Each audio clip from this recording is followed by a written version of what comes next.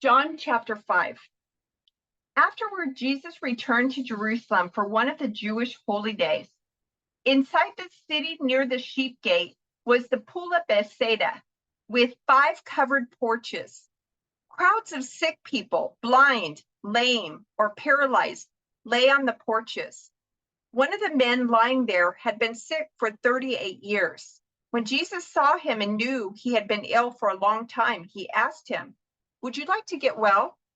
"I can't, sir," the sick man said, "for I have no one to put me into the pool when the water bubbles up.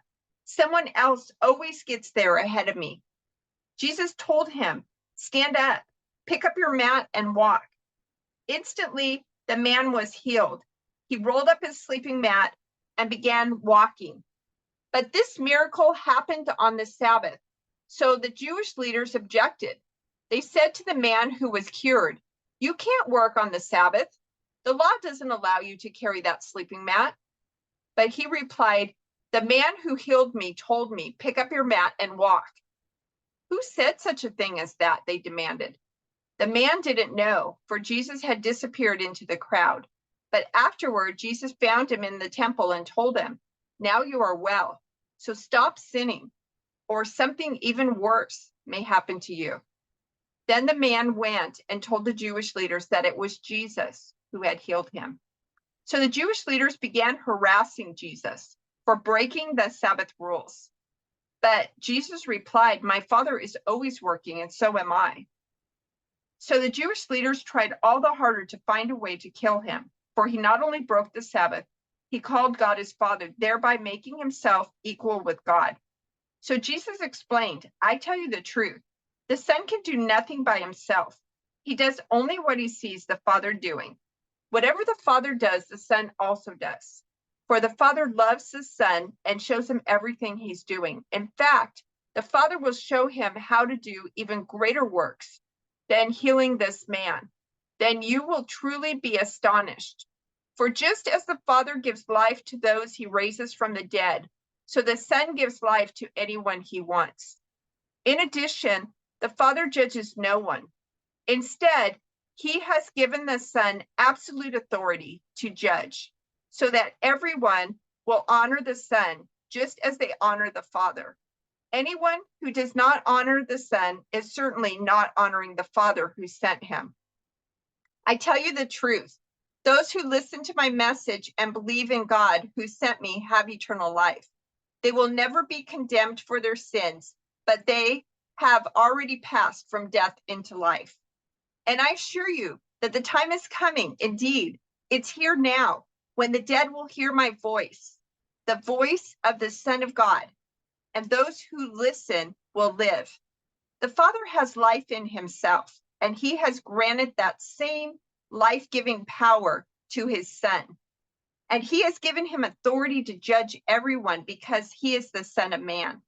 Don't be so surprised. Indeed, the time is coming when all the dead in their graves will hear the voice of God's Son, and they will rise again. Those who have done good will rise to experience eternal life, and those who have continued in evil will rise to experience judgment. I can do nothing on my own. I judge as God tells me. Therefore, my judgment is just, because I carry out the will of the one who sent me, not my own will. If I were to testify on my own behalf, my testimony would not be valid. But someone else is also testifying about me, and I assure you that everything he says about me is true. In fact, you sent investigators to listen to John the Baptist, and his testimony about me was true. Of course, I have no need of human witnesses, but I say these things so you might be saved. John was like a burning and shining lamp, and you were excited for a while about his message. But I have a greater witness than John, my teachings and my miracles. The Father gave me these works to accomplish, and they prove that he sent me. And the Father who sent me has testified about me himself. You have never heard his voice or seen him face to face, and you do not have his message in your hearts, because you do not believe me, the one he sent to you. You search the scriptures because you think they give you eternal life, but the scriptures point to me. Yet you refuse to come to me to receive this life.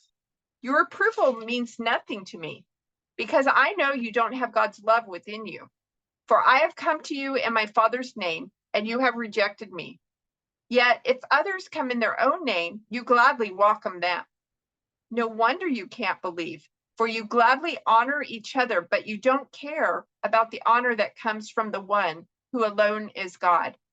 Yet it isn't I who will accuse you before the Father. Moses will accuse you. Yes, Moses, in whom you put your hopes. If you really believed Moses, you would believe me, because he wrote about me. But since you don't believe what he wrote, how will you believe what I say?